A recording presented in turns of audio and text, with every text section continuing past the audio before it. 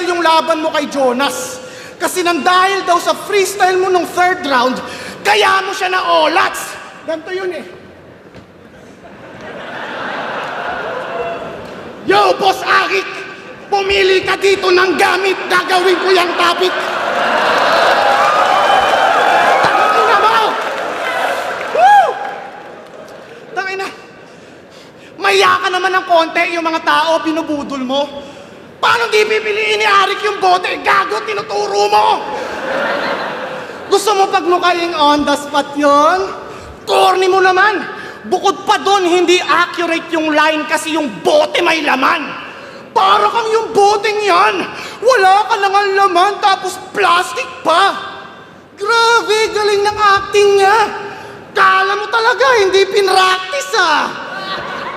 Kasi yung rhymes niya sa setup, nostalgic, classic at topic. Tapos sa punchline, pinag-rhyme yung pack sheet at plastic. Ngayon, madedebunk na yung ginamit niyang tactic. Hindi yung freestyle, ulol. Yun ay pinractice na ad-lib. Naloko mo lahat kasi kunyari on the spot yung naka-reading lines.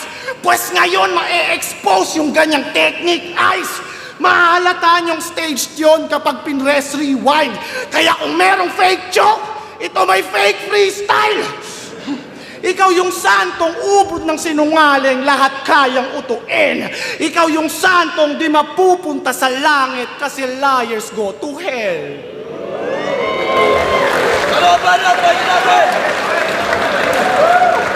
Dinamay pa yung panahon ng gago na yan. Binabagsakan ka na ng Diyos, alam niya nandito ako kasi magpapaulan.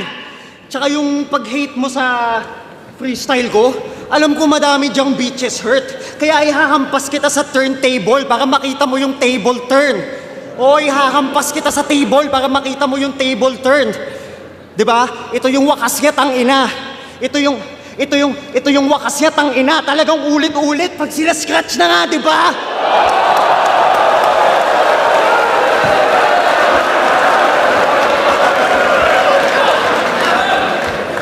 Kulit ng leg mo eh, no? Pansin ko lang. Parang balloon sa children's party lang. MMA, mag-jiu-jitsu tayo, tol. Gagawin ko yung shape ng animals. Tapos kanina, we're gonna angas talaga. Napakadilos ni Idol. Lalo pag gumaganto ka na, mukha ka ng Velociraptor. Tapos bulol daw ako sa R. Yung bobong to nag-aangas. Ibig sabihin lang nun, kahit anong sabihin ko, W lumalabas. Tangina, bulol.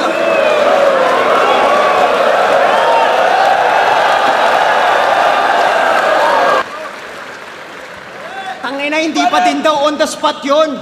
Napaka-bobo mag-write. Kita mo nga yung t-shirt no, no? Pakita mo nga. I don't smoke, but I'ma smoke you tonight.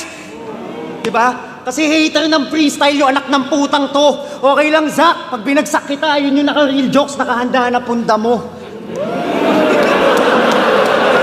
Diba? Natakpan nyo kasi dibdib nyo eh. Tangina mo, tamad ka magsulat. Hindi dahil sa slant rhymes, kundi dahil palaging sa meme at saka slang lang nakaasang mga punchline. I'll do you dirty. Main character syndrome. You're living in my head rent-free. Hindi ka generational talent, ikay alipin lang ng Gen Z. Outdoor boys, paru-paro G, ba't adan, ba't adan. Wala tayong magagawa, talagang sasakay sa TikTok para mag-trend ang kanyang sound. Diba?